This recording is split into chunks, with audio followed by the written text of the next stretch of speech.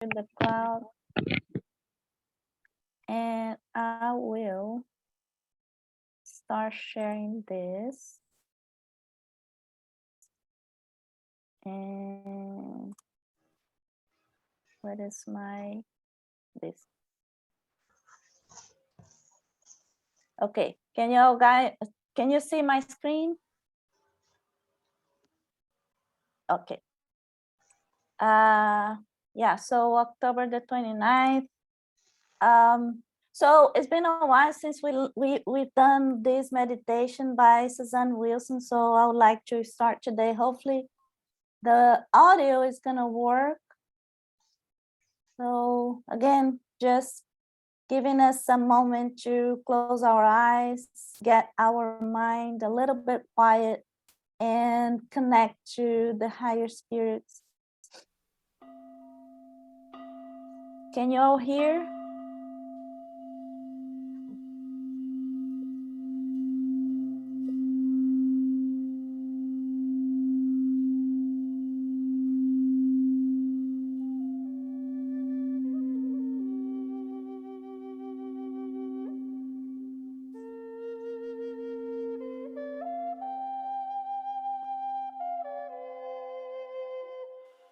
Sit upright in a chair, both feet on the floor. Yoga students may prefer the half lotus position, or you may need to lie down with a pillow under your knees to support your back. Let your hands rest in your lap, palms facing up. Close your eyes and mouth and breathe gently through your nose. With each inhale, visualize white light entering your body. And as you exhale, let all your breath out slowly, breathing in white light and breathing out all stress, anxiety, letting it go. Simply be in the now, the present, this very moment. Divine Source, thank you for blessing me with this day, with my life and all my many blessings. Thank you for giving me another day to be of service in this life and in this body. I ask that you cleanse me in divine white light, erasing all energy that does not belong in my auric field. Surround me in a beautiful, translucent, golden bubble of protection that is bathed in your divine white light, sealing in all my positive energies and good health, sealing out all negative energies, all ill health, all entities from lower realms, and I send white light to the lower realms, so that only peace, love, and protection may enter in. I give gratitude for my spiritual team, spirit guides, angels, and my loved ones in the light. I send this light out to each of my loved ones on both the physical plane and the spiritual plane. I send this light out to all those in need of a physical, emotional, or spiritual healing. I connect with universal consciousness. I connect with all beings who are in meditation at this moment. I am eternal. I am one with Divine Source. I am one with all. Compassion guides all my thoughts, words, actions, and I trust that I will complete my greater work before I transition to heavenly home. With gratitude and joy, I am a child of God. And so it is.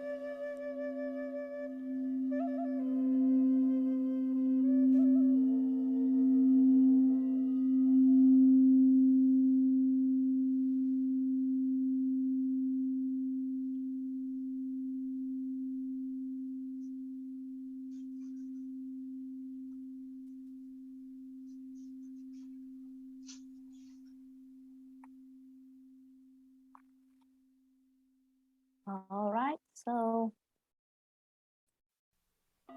with that, come on, computer.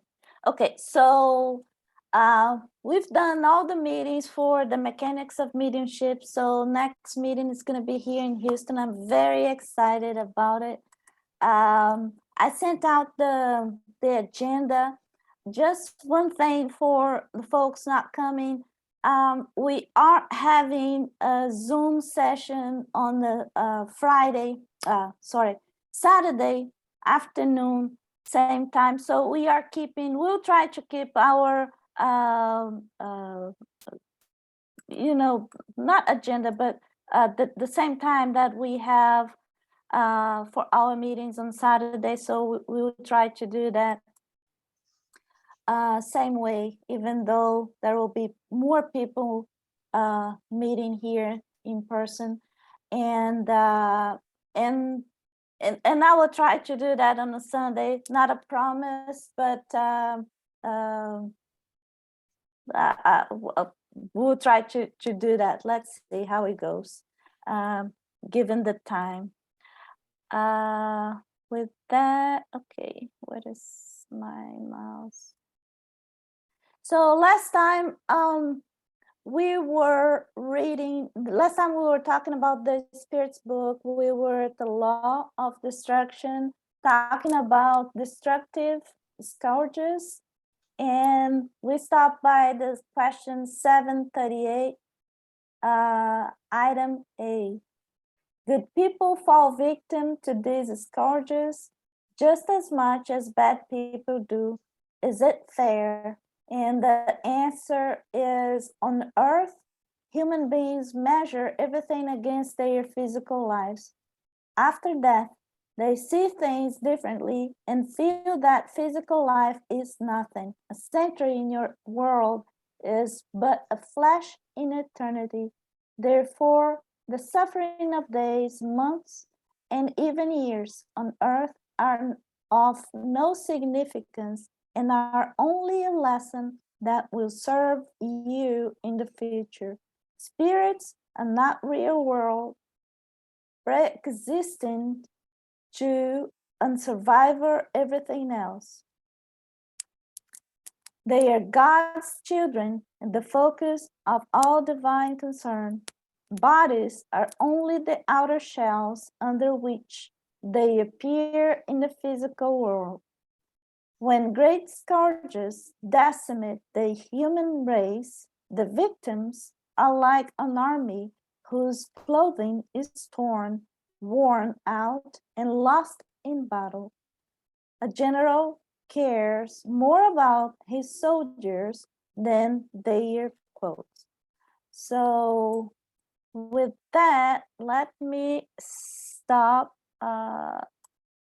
this, and then we can go to the item B of the same question. But the victims of these calamities are victims nonetheless. And the answer was, if you viewed life on earth for what it truly is, and as being so small in comparison to infinity, you would attach much less importance to it. These victims will find significant compensation for their pain in another existence. if they bear their suffering with resignation. And then there is this comment from Kardec saying, whether death is the result of a public disaster or results from ordinary cause, we are forced to go when the hour of our departure has come. The only difference is that more such departures occur at the same time in the event of a public disaster.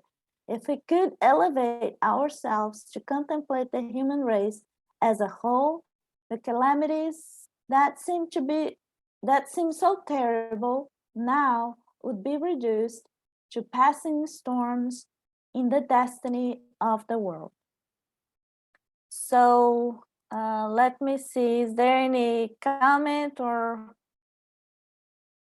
Okay, Gloria, please. I really don't like that word resignation. To me, something like resilience or, with a good spirit. Resignation just has a negative connotation to me. And that's just, languaging. Yeah, I quite agree, Gloria. I quite agree. Yeah, okay, so guys, tell me which screen, which monitor I'm sharing, because I cannot really see. Can you tell what you can? We're on 738 and you just finished B. Okay, so you can see the right screen. Yeah, sorry. Hyacinth, please. Yes, I think I agree with that. The resignation is just part of what it is. And we do not always understand the meaning. Sometimes it is a test to see how we react. You don't know. Yeah. But also, as it is said, the sun shines on the good and the bad. The rain falls on the good and the bad. Yeah. You see, this word. Oh, that's so nice, Hyacinth. I have to say this. The rain falls more upon the just because the unjust steal their umbrellas. Oh, that's so nice. That's funny. And I agree with Gloria about the resignation, because the challenges are challenges to be met. Now, I don't think any decent overlord would send test challenges. Challenges are sent. Now, I'm not using the word test in the biblical sense. I'm using it in the modern sense, just to find out whether we can react properly to a test or not. No, that's God is not playing dice, to quote Einstein. No. Challenges come according to the challenges we have agreed to meet in our incarnation. And they're not test challenges. Well, they're all tests, if you like. Getting up in the morning is a test. I don't want to, but I have to. Sorry, I could. No, but I mean, really, it is a test. It is, and we don't really know. That's the point, because we have made this commitment that this we want to learn, this we will do, but we don't remember. And so we have to go through, and whether we come back several times to learn the same lesson is just a situation. It's a challenge. Yeah. And as my mother used to say, when misfortune comes, don't curse it. Go through it, because you do not understand why or the meaning. Yeah. Yeah. And as I have said in my life, very often I have found that what were misfortunes and bad things that happened, later on I see, oh, was that what it's all about? It was to get me to change direction. Yep. Very nice. Una. Oh, sorry, Katya. I see Una's. Yeah. I think that Ona is before me, so go ahead, Ona. Thank you, Katya. My question is comment is along the same lines as Giles and Hyacinth. Pre-birth planning and contracts, what you've agreed to. So is is Kardec addressing this in his answer on here, or does he Mhm. address it later? Yeah, he does. He does address that. Yeah, it is a challenge for us to remember exactly. I mean, what they say, what the spirits say, and it is in Kardec's books, is once we go back to the spiritual world, and then we realize what we should do and we didn't do, or what we should not do and we still did, then we realize the responsibility, we feel sorry, and we want to repair what we've done that was not okay. So, and then we agree with the plan of doing all those repairs, but let's say we are more optimistic because evidently we want to, how can I say, we want to pay off, or we want to evolve, we want to continue, our own development. So we are eager to do all the repairs, to undo the wrongdoings, you name it. But we are eager to do all of that. So we tend to be more optimistic. And despite the fact that the spirits, they do advise us saying, hey, let's not be so hard on this. Let's try, a little, a little less than the workload you are taking this time, but still conscious about what we have done and all the work that we still had ahead of us. Sometimes we agreed on doing, oh no, I can't deal with that person. No, I can't have that. I promise this time there will be more forgiveness. I will be more understanding. And what happens was, as soon as we dived in this world, and then it's so easy to get distracted with just normal life, or so many other things, we forget. The problem is, yes, we forget, and that's the challenge. Is a blessing, but also a challenge, that we do not know exactly what we agreed, uh, in our contract. We Yeah. don't remember. Yeah, go ahead, Katya, please.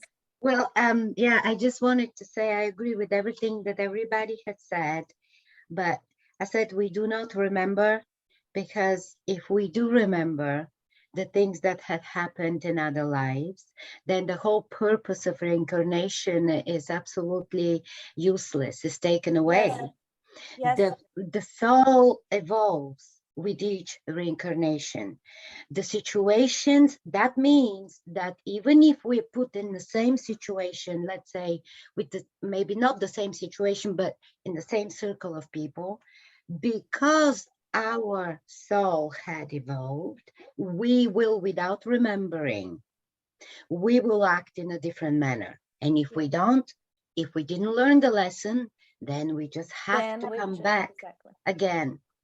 But it is given, and a lot of people are saying, oh, God is this, how, if some people call it God or the creator, or if the power like this exists, it would have not let the bad things happen. Well, the bad things happen, no, because somebody sitting on the mountain somewhere is making, okay, now I'm going to give you a earthquake, or I'm going to, no, the things that happen from nature. They Yes. just happen. It's energy, and the energy is never stagnant. Yeah. It has, yeah. And then the things that happen in between us as people is because we have the free will. And not everybody is using their free will for the better of society, global betterness and stuff like that, if there is a word like that. Yes. Yeah, I totally agree. I just wanted to go back to the word resignation, since we start talking about, and I kind of agree, because the word resignation, for a fighter soul, sounds really, it's not right. But I remember when I was in labor, and I was delivering my first son, and it was horrible. And so this nurse came, and she was trying to figure out where my vein was, because she wanted to, uh, do whatever, put whatever medicine, and she could not find. And so instead she was just inflicting more pain. So, to me, I mean, I was already in pain, and then I had this person already, uh, she tried in so many places, and she could not do it. And I was getting upset, and my mom used the word resignation to me, and I said, "What? Wherever I'm not having this person, I mean."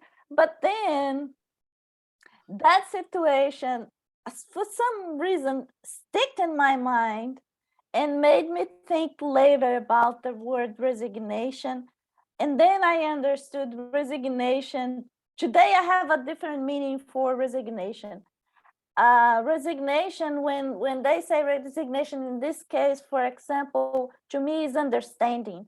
So if we do understand, like Katya was saying, if we do understand, okay, this is happening, or Hyacinth said, this is happening, I do not know the cause, but knowing that I am God's creation, or the doesn't matter what the belief or the name, but knowing that I am God's creation, and I was made to be happy, the creation, the purpose of my creation was for me to evolve and be happy. If you truly believe in that, if you understand that, then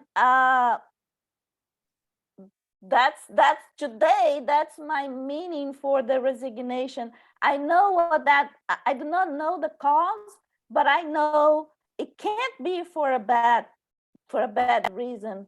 Or if we are not aware of the whole picture, then you can understand, okay, somehow this was for a good purpose, in this was in my plan, incarnation plan, or whatever, and it is for a good purpose. Giles, please.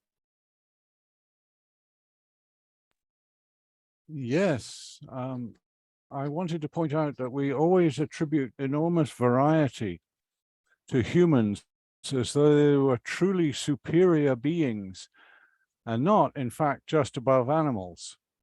But we are much simpler. We have maybe 17 areas of development, and each incarnation looks at these areas of development and gives us challenges that can improve those areas. Now, I've heard somebody describe it as, in the afterlife, before you incarnate, you get a bar chart thrown on the wall with about 17 different bars in it, and some are higher and some are lower. It's really not that difficult. The low ones need work. The top ones can hold off for a while. And Yes. say, all right, what kind of challenge would you like? Would you like a husband with a baseball bat? Would you like a racing? Would you like a wheelchair incarnation? What is going to teach you patience, and so on? It's not that difficult or complicated. We love to make it out really complicated, but it's not. Yeah. And I like that idea of the bar chart on the wall, while you sit there and decide which ones you want to work on. this time. Yeah.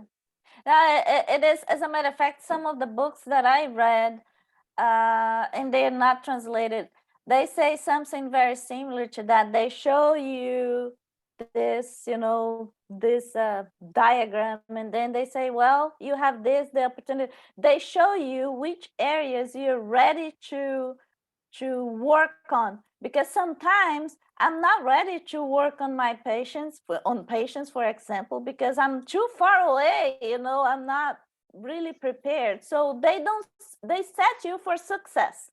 They don't set you for failure. So why testing me on patients if if I do not even have the skills to understand that?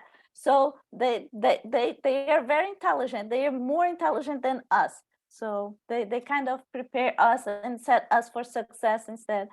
Hi, Saint, please. Yeah, I think I've mentioned this before, but there was a case in the life of Jesus when the disciples, there was a man born blind, and people asked him, whose sin was it that Yeah. he was born blind? Nobody's. It was nobody's sin. It was so to teach you to have compassion. Yep. And so this blind man probably had chosen, I will go and do it. Yeah. Yes. And the thing is, that's a very good example, because that's what I'm saying. I mean, if those parents and the blind person, if they were not ready or up to the task, then that task could not happen. I mean, the spirits, they do not waste the opportunity. But if did happen, it is because you are up to the test. Yes. It's also, we hear very often, oh, why did God let a baby be born with cancer? This is a cruel God. But perhaps the parents needed also to have compassion. We just don't know. And to blame everything that God is punishing is just not right, according to St. Stephen. Okay. Yeah, exactly. As a matter of fact, there is a case like this, Chico Xavier, he used to talk about this case of this guy with a daughter, and she was blind, deaf. Because of that, she could not talk, she could not walk. Basically, it was a being, but she could barely recognize the parents. And still, this father was so, eager to find a treatment, and they was taking his daughter to hospitals, and trying to find something, at least to enhance or improve her life quality. And then this guy, the father, he took his daughter to Chico. So and then over there he was asking Chico to say a prayer and says, "Hey Chico, could you please, say a prayer for my daughter, and so we can have, the Spirit's blessings, etc., etc." So Chico did, and then Chico was talking to Emmanuel, his spiritual guide, and Emmanuel said, well, it is like this because this man, many, many centuries ago, he used to visit from, one place to one city to another, one community to another. He was an artist, a singer or something. And he used to meet with the girls on every cities. And sometimes he would promise, some of the girls that he would go back and marry them. So what happened was, with that specific girl, she believed him. And she was waiting year after year after year for him until the day she somehow she got to know he got married and he was happy elsewhere. So she went to a very high place and then she just jumped in. She killed herself. And because of that condition, then she was born in that way. It was like a repair or something, for her to value life, but also for him to fulfill his commitment, his promise. So we never know the big picture, but there is always a reason.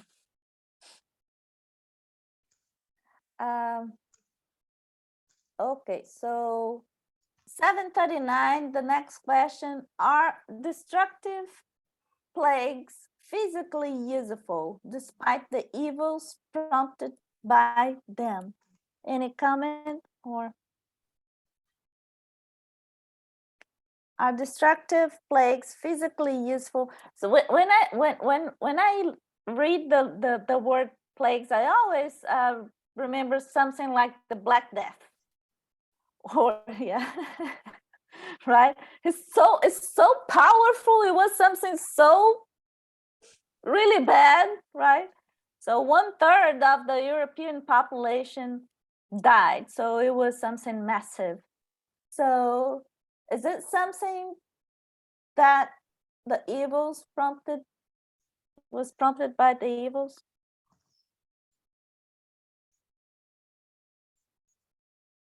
Gloria.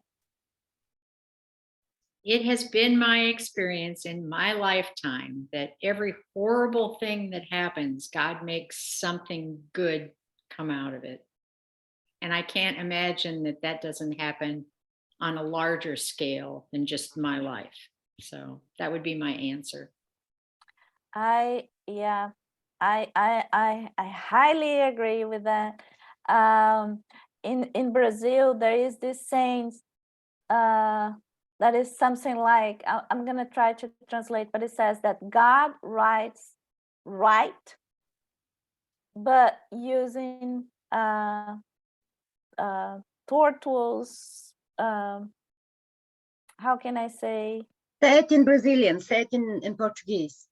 Oh, okay. So, Deus escreve certo em linhas tortas. So, Deus. Deus escreve certo.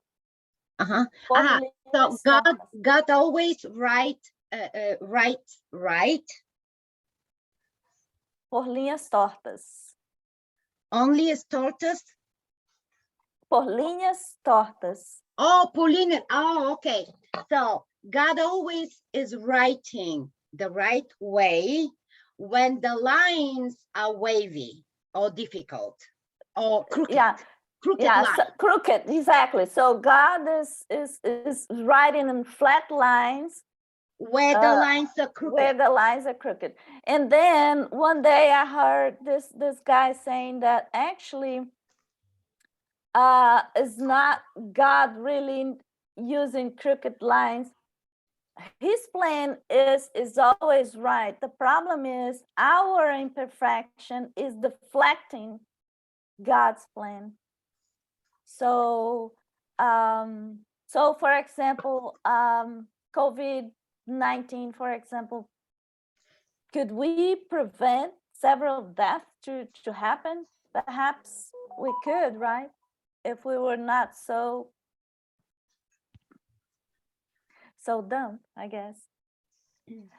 So, Gloria, would you please read the answer for us? I don't want to comment on COVID. There's a lot of theories out there, and we haven't seen the end of that story.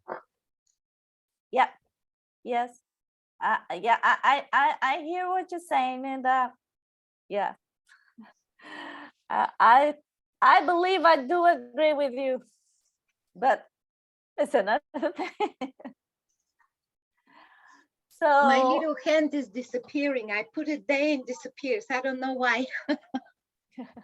oh, your little hand. Yeah, please go ahead. No, but Gloria wants to say something. So No, no, she she she's got all a right. little hand and I don't. That's okay. What I'm thinking is, for example, we all came here in this life, like we already said, and we have a purpose, right? We have some kind of karmic thing to complete. But let's not forget that not each and every one of us has as many lives. Everybody has different lifetimes. Some people have a lot of lifetimes on their shoulders, other, so to speak. Other people don't have that many. So they are very old souls and not very old souls. So I'm thinking sometimes, like who said, Hyacinth or somebody, or Gloria, somebody said, well, why the baby comes and just leaves a day or two or have cancer or something. Because there was a reason for this baby to be on this earth just for that moment, that accomplished some kind of a karma, and then is taken to be prepared for the next part of reincarnation process. But pandemic like the plague or like any pandemic that you take, I'm thinking that a lot of souls, they just have their life here on earth, that particular one, done with. And sometimes it happens that there are big groups of people that have similar evolution of the soul have to go. Yeah. The same, I think, with plane crashes, with 9/11. It is something so much bigger than us, but me as a little seed here on earth, I'm trying to understand, and my logic is this. Because otherwise I don't see a bad God. My God is a good one. It's not punishing me for anything. If I'm punishing actually myself, I'm punishing myself. If somebody's punishing me, I'm punishing myself. So that's how I see it. I hope you understood what I wanted to say. Yeah, very nice. Yeah, I also agree. Yeah, thank you. So, Hyacinth, you have something? Yes. Yes, I was told this by my esoteric teacher, that sometimes a spirit, a baby, needs one breath on earth. That's all it needs for this, in this dimension, in this situation. And that explains why babies just born, breathe, and they go. So, but I mean, we don't know. Maybe somebody, a mystic, can say what it is, but I don't think that we fully understand precisely what is going on. I mean, and again, Giles has a chat about 1,000,000 years, where we can't. I don't know how anybody measures time in what it is, in the dimensions. Yeah, it's well, the reasons maybe they vary, right? We will never know precisely what the case is for every single person, and there are various several answers to, you know, to those cases, like when a baby, a child is born and it goes or makes the transition too soon. So sometimes because of the parents they need to learn a lesson, or the parents they need, that's the time they need with that person to just provide, with care and forgiveness, whatever. Or sometimes there's a suicidal that needs to have that time to complete, like Katya was saying, to complete it has to do with the previous incarnation when that person didn't complete the full time and so many reasons. Who knows? But I'm with you, Katya. I don't believe this is that is because of a bad reason.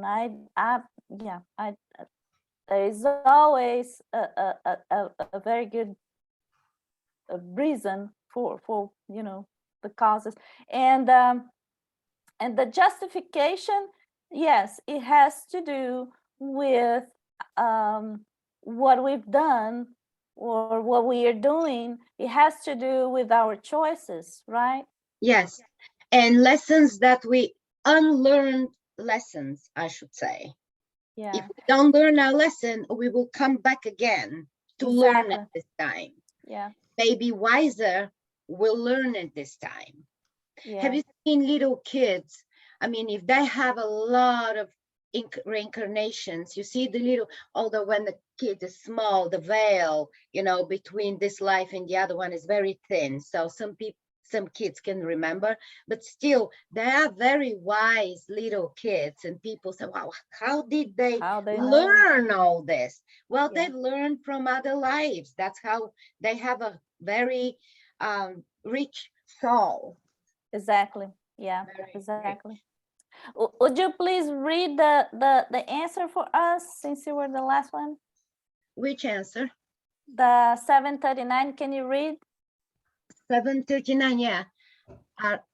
Yes, they sometimes change the state of region, but the good that results from them is often enjoyed by future generations. Yeah. So, yeah, talking about plagues, yeah. And there is also something that I think about when you see a lot of people leaving, or a lot of people being born. Mm-hmm. There is, I can't help but think about a major plan. We know that there are several regions around us in the spiritual world. So if there is a lot of people being born, where they are coming from, right? From those regions. So I can't help but thinking about the spirits kind of making room from their end, and by allowing all those spirits to incarnate, and vice versa. So there is always, yeah, exactly. There is always a huge plan, and we would never know all the details on that. So, well, at least we're trying to. There are people absolutely ignorant. Yeah, aware. Yeah. Yeah, we want to be aware of something. Yeah. Yeah. 740. Could such calamities also be a mortal trial for human beings, forcing them to suffer the hardest struggles? Could such calamities also be a moral trial for human beings, forcing them to suffer the hardest struggles? What do we think? Well, there's an easy answer to that. Hyacinth's got a hand up, however.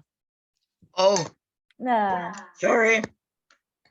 Okay, well, the forcing them to suffer the hardest struggles, that doesn't make sense, because if the struggle is too hard, you just commit suicide, and therefore you have not met the challenge. And that means the challenge was above what you could handle. Exactly. And that is not the way you plan incarnations.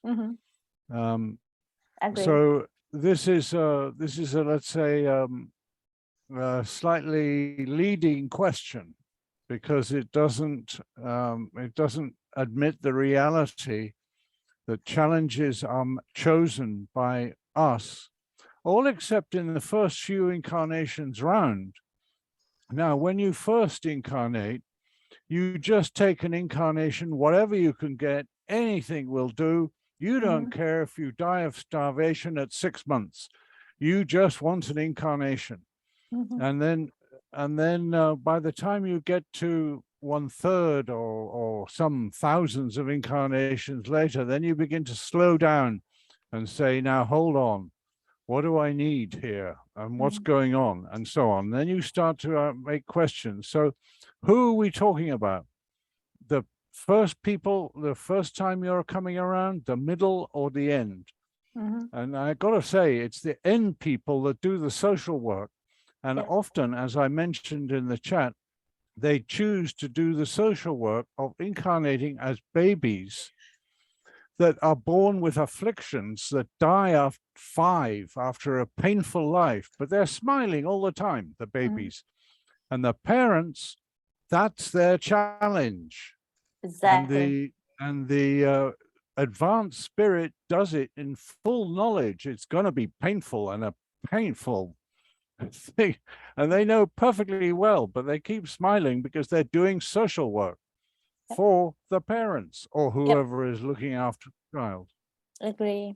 Yeah, Agree. true. So, so Giles, so could you please read the answer for us? For Okay, that I'll one?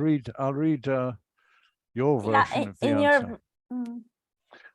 They are trials that provide them with the opportunity to exercise their intelligence, showing their patience and submission to God's will and displaying their self-sacrifice, disinterested, and love for their neighbor if they are not dominated by selfishness. Okay, I don't have to Well- argue about that. I just Oh, go ahead. Oh, you just mute Say it. yourself. Say it. Say what you think. Yeah. okay, I think it's nonsense because the forcing them to suffer the hardest struggles. What's that supposed to mean? Nobody's forced to do anything. Once you are, once you've chosen an incarnation, you're forced to be born, and that hurts. Not to mention the mother. And then you're forced to find food once you can get through the first 7 or 8 years. If you're not sent down a coal mine to work by by other humans, so what? And then you die because you don't make it to what was the average age in the north of England during the first half? No, most of the 1850s. The average age was 19. That's what shitty lives they had, and which were organized by the industrial welfare of the oligarchical rich in England. 19, an average age of an adult in the north of England. It's disgusting to think about that. So forcing them to suffer the hardest struggles. Yeah, but then you just die. So where does that get you? There's no morals involved. There's a whip involved.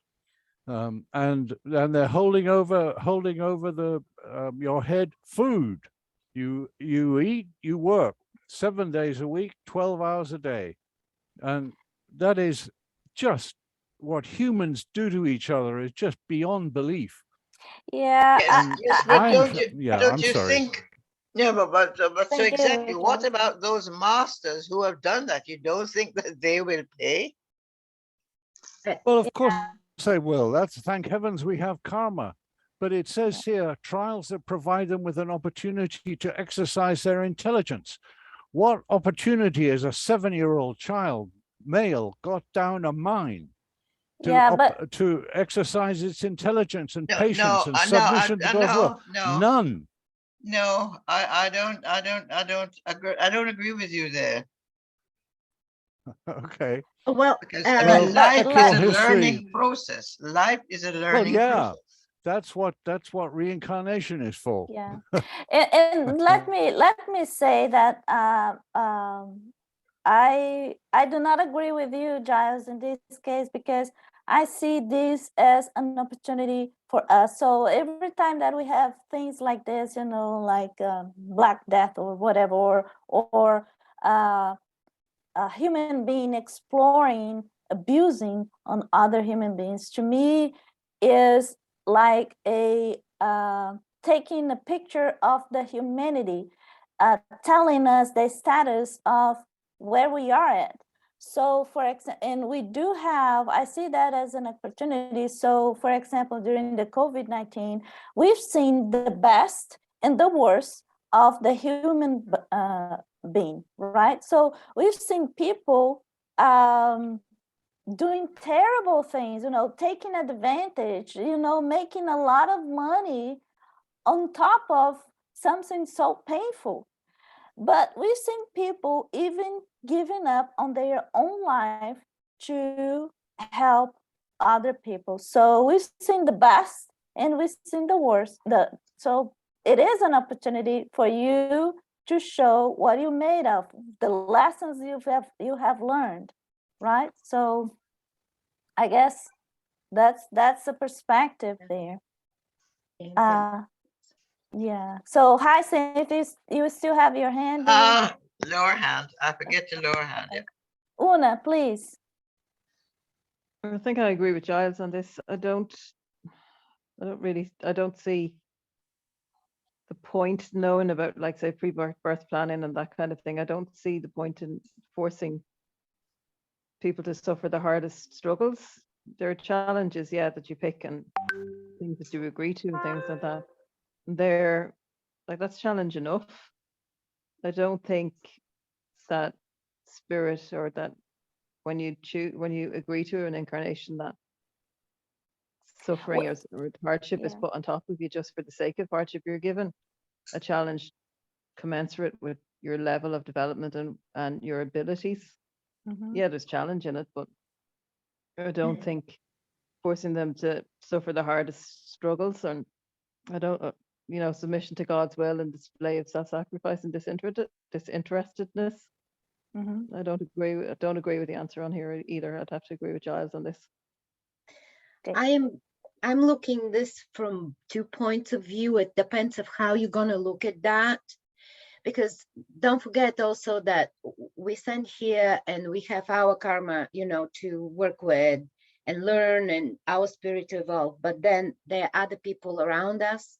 And in one moment, the way they respond to us, not that we came here with harsh lesson to learn harsh lesson, but the way other people respond to certain situation may make us suffer. And then we have to use our intelligence to decide what we're going to do and how we're going to react to a certain situation. And this way, like, it's so hard for me. I've been to situations with sick people and so forth.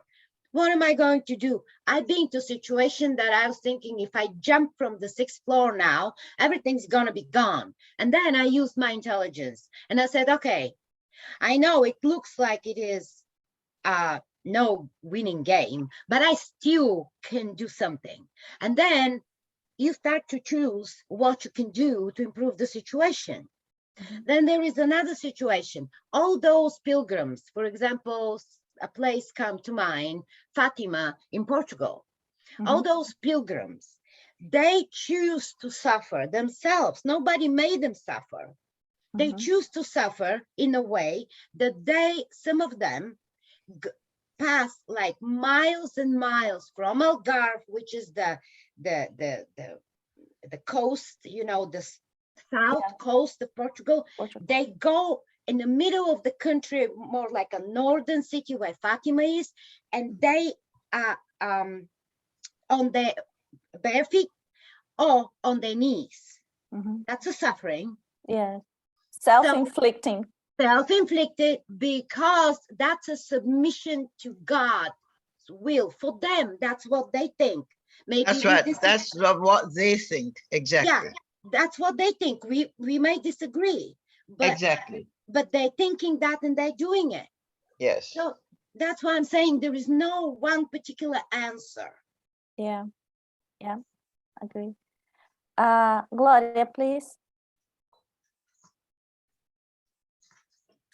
That word, could such calamities also be a moral trial for human beings, forcing them to suffer the hardest struggles?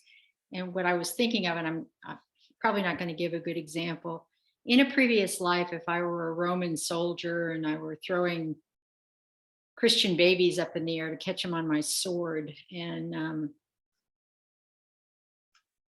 my spirit guides determined I needed to learn through suffering, compassion for little children and the suffering of the parents who lost those little children.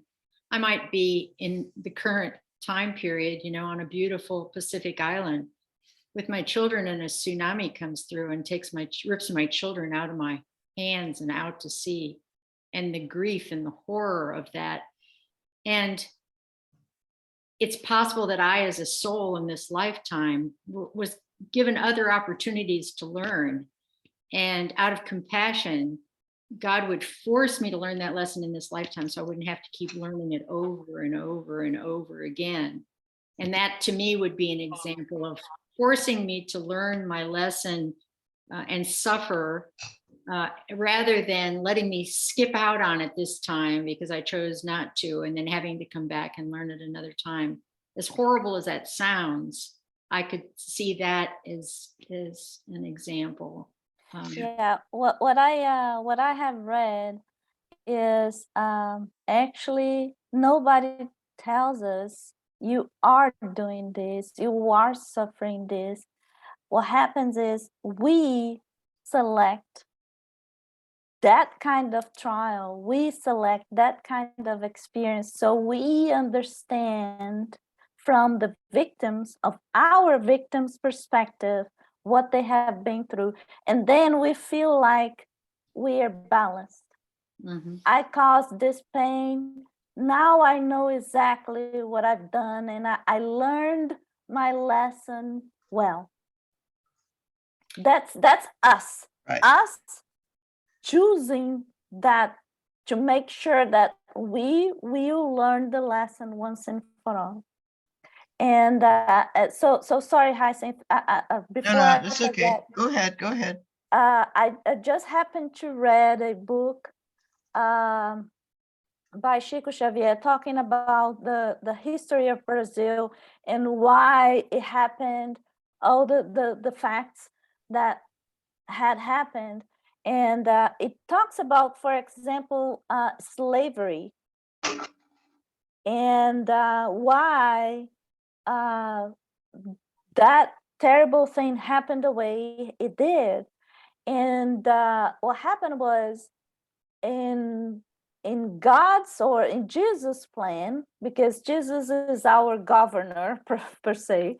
So in Jesus' plan,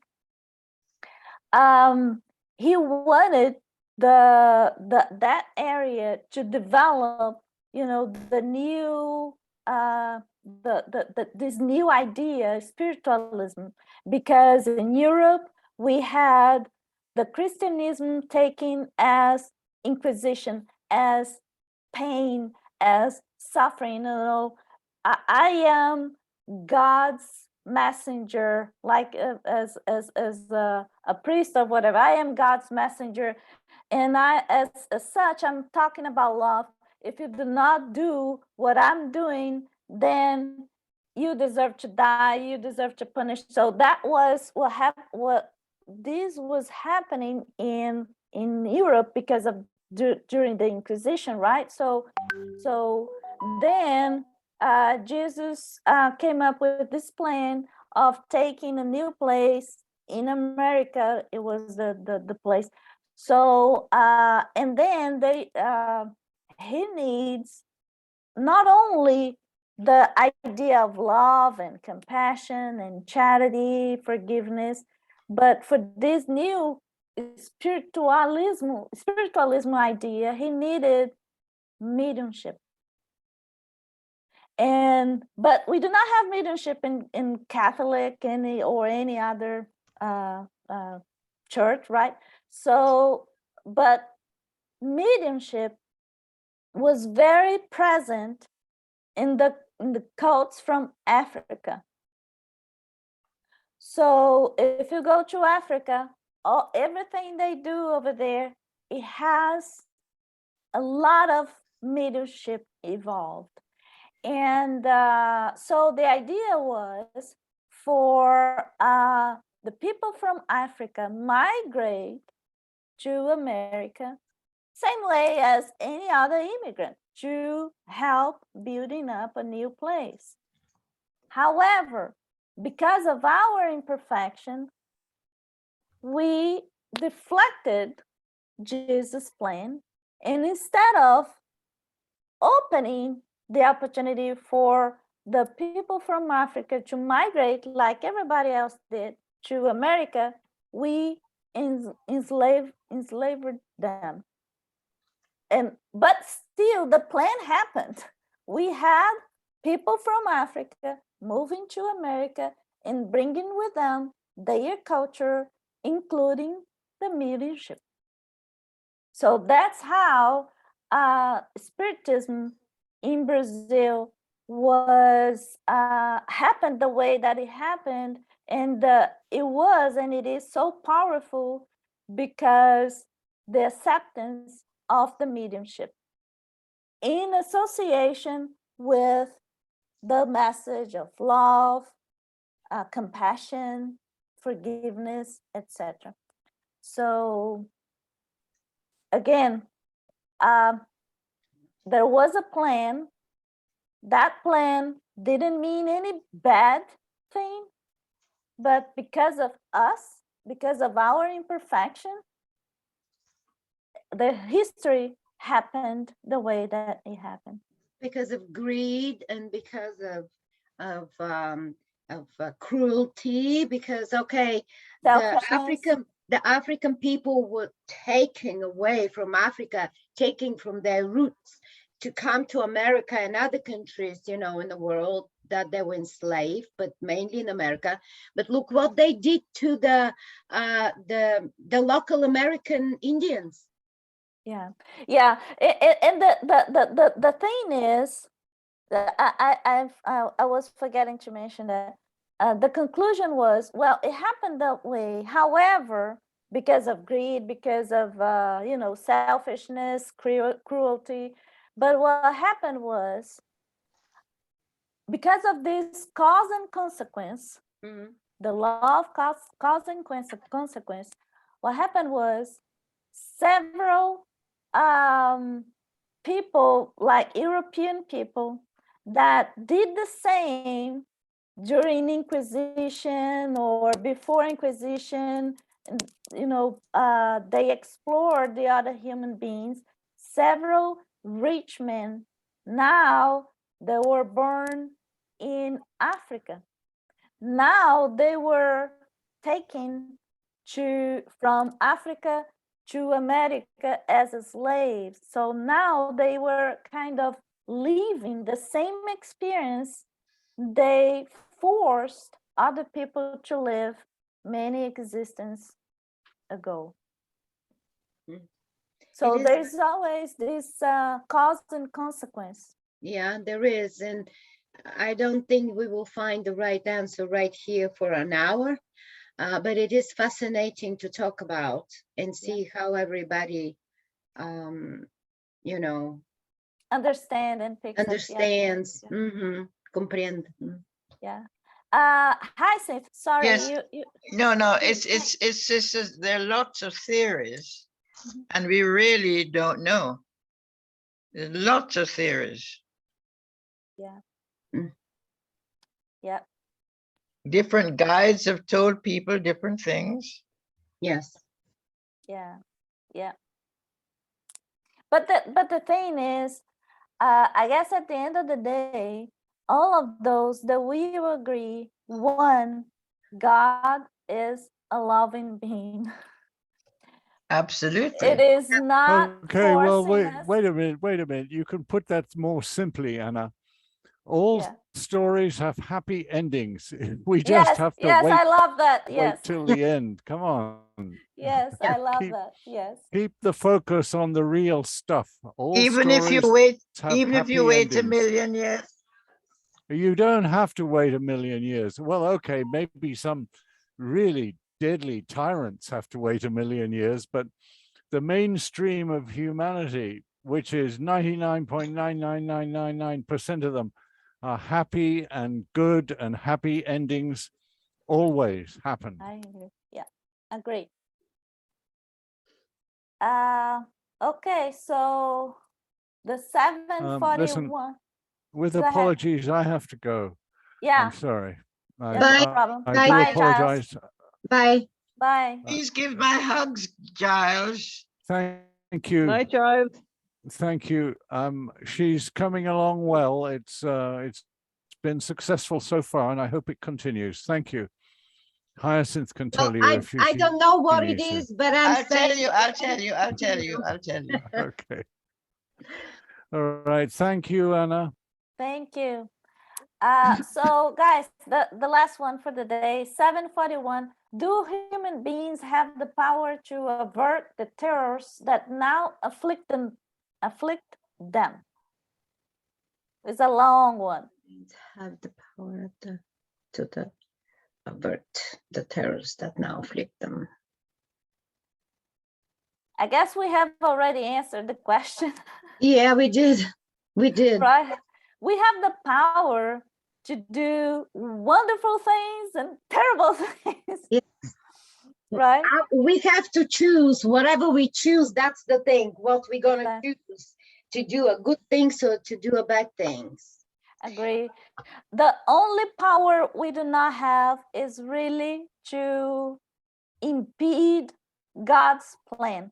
If we do believe that God's plan is not being fulfilled, then we are saying that we believe in our perfection to be more powerful than God's perfection, and this is not correct. No, I don't agree that it's God's will that, you know, bad things happen. I just don't feel No, that. no. No, you're not saying no. that. No, it's, I mean, from this is it, you know, that Yeah. God's misfortunes that plague humanity, some of the generally are imposed by God's plans. Yes. I mean, it goes on, okay, when it goes on to talk about agricultural improvements. Could you please read for us? All of it, Yeah. 741. Do human beings have the power to avert the terrors that now afflict them? Some of them, but not as is commonly believed. Many of those plagues are the consequence of their lack of foresight. Therefore, as they acquire knowledge and experience, they're able to avert them. They can prevent their occurrence when they have determined their cause. Consequently, among the misfortunes that plague humanity, there are some of a general nature that are imposed by God's plans, and the effect of which is felt more or less by each individual. Yes. Human beings can do nothing but accept God's will, yet they often aggravate their own pain and suffering due to their negligence. Would anybody want to talk about anything there? Claudia, you had your hand raised. Well, to answer Hyacinth's question, yeah, global warming is an example. You know, we're finding out the consequences of our inaction, and the comment I was going to make is that God's universe is constantly expanding. It's so massive, it's beyond our comprehension. We can't see, and it's growing and changing all the time. And my husband used to say there's only one constant in the universe, and that's change. And so we're all part, infinitesimal as we are, we're all part of the great spiritual unfolding that is beyond our comprehension. And there are parts of that that are going to have massive impacts on us as humanity. And it's not God picking on me or you or us as human beings. It's part of this massive unfolding of the universe. And we're holding on for the ride on this little blue ball that's hurtling through space. Agreed. Yep. Absolutely, Gloria. Absolutely. I mean, look at the Earth today, or as you see, Europe was joined to Americas. You can see it. Yeah. So there is constant change. Mm-hmm. Last night, I heard something which was profound. there are no mountains if there are not earthquakes. Mhm. Yes. Yeah. Well, Europe was also together with Africa Yes, before an yes, earthquake separated it. exactly. Separated it. So yeah, and for the same thing that you said, the same logic we can use, Hyacinth, when you said that there is no mountains if there is no earthquakes, there is no progression if there is no cataclysms of any kind in our lives and so forth. And Gloria, you said, yeah, it is lack of what we are doing, or maybe what we are not doing. You're talking about, saving the planet and all, but maybe you should have started with what we're doing and now not doing, because we destroy the fauna and the flora and that balance with everything, with the fracking, with the all that human beings do. We destroy Mother Nature. We lost the connection with Mother Nature also. And then a lot of cataclysms and, well, yeah, Mother Nature will always take over us. Yeah. In one point. Yeah. Mother Nature will cleanse herself. Yeah, exactly. Yeah. And she will show us, well, I don't like you, I'll wash you with a flood. Yeah. That's nice. Mhm. So, Okay, Hyacinth, yeah, please okay. continue. So, destructive calamities with natural causes, which are independent of human actions, include epidemics, famines, foods, and weather events that destroy the fruits of the earth. Human beings have used science to discover methods for achieving agricultural improvements. Through crop rotation, irrigation, the study of hygienic conditions, and the means of offsetting or at least mitigating many of these disasters. Are many countries today not protected from terrible calamities that once devastated them? Imagine what people could accomplish for their physical well-being when they learn to leverage all the resources of their intelligence, and when they add a true sense of charity for the whole human race to their concern for their own self-preservation. Yeah. Again, it's not about resignation, but about understanding, about learning the lesson and prepare for the next time, right? And Yeah. But the destructive calamities with natural causes, which are independent of human actions, yeah, include epidemics, famines, foods, and weather events that destroy the fruits of the earth. I do not agree with this for now. Yeah. Because all those things nowadays, maybe many years ago, when we didn't have this global industry growth and all that, maybe that was true. But for now, I think that all these things are dependent of our actions. Yeah, I remember this book was written like in 1868. Exactly. So yeah. Exactly. Yeah. Exactly. Because there's no doubt at all about the methods of agriculture in the old days, again, with all of this rotation, did help. Yeah. But today it's no. now about profit for profit. a few. Yes. Yeah. For the 1%. Yeah. Exactly. Do not care about what's going to happen with our environment, with our health, and so forth. So, yeah. Yeah. I mean, I remembered an Indian Harvard economist working on a same project for the UN as my husband. And he said, Earth will always be able to feed its people. The problem is distribution. Exactly. Now, this was 40 years ago, when I know that they were big farmers of large combines were being paid to overproduce. They stored it, and there are starving countries. Mhm. Some of it was sent. Yes, USAID did send some to some countries, but they didn't lower the prices because that would eat into their profits. Yes. So Yes. what did they do with the overproduction? They Threw the- burnt it. They threw it away. Yes. They Yes. burnt it. Yes. And so this is what I mean. The earth will always be able to feed the people to grow. Yeah. And it's accurate today. You're talking about 40 years ago, but all this is accurate today. The same Yeah. thing is It's happening worse today. because the Maybe worse. feeling is not there for humanity, Yes. but for the profit. Yes. Yep. Yeah. Yeah. Once Okay, upon a ladies. time, it was to help people, no doubt. In No. my childhood, Yeah.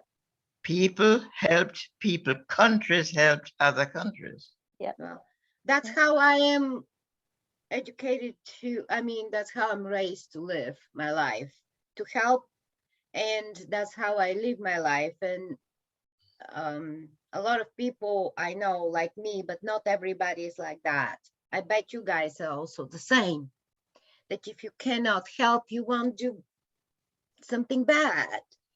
Mhm. And we live together and we raise our energy if we work together and help each other. That's what I know. Yep. Gloria. That last sentence, imagine what people could accomplish for their physical well-being when they learn to leverage all the resources of their intelligence and when they add a true sense of charity for the whole Exactly. race Yeah. to their concern for their own self-preservation. How Exactly. often have we heard astronauts come back from the space station and say that when they looked at the Earth, they had a spiritual experience because they couldn't see any boundaries? Nationalism is Exactly. Yeah. we're killing Exactly. each other for imaginary lines. Yes. Exactly. Yes. Yes. Yeah. Yes. Yes. Agree. As a matter of fact, one day I think I used a picture of the space station with several astronauts with different nationalities, and then I was saying, well, this to me, that's what makes me believe in human race, because when we see people with different backgrounds and origins And work rights and yeah. together, and as if there was no boundaries, Yeah. and That is when we could leverage our diversity, and then we would really be a strong humanity. there you go. Exactly. Im- Yeah. Oh my Imagine, God. imagine, yeah, imagine the little kids when little kids, 2-3 years old kids, black and white and yellow and red or whatever, different races. They see each other, they smile to each other, they hug each other, they kiss each other. Their little bodies are not corrupt yet with racism and, and corruption and this and that. That innocence, if we can be able to capture that innocence through our life, that I think then we can have a self-preservation or world preservation, but that doesn't last long, does it? Yeah, but I am optimistic because of people like this group. Yeah. We know there are people aware. We know there are people that has awakened already. So yeah, so that will be Yes, there are millions of people around the world Yes. who are seeing it and who are seriously trying to make a difference. exactly. I agree. Ladies, 4:26 over here in Houston. So I will see you next Saturday. Oh, And let me tell you about Giles. yes, Please. ma'am. Yeah, Let me stop. tell me, Tyson. Yes, Giles, his wife had surgery When? Okay. recently, and he's looking after her.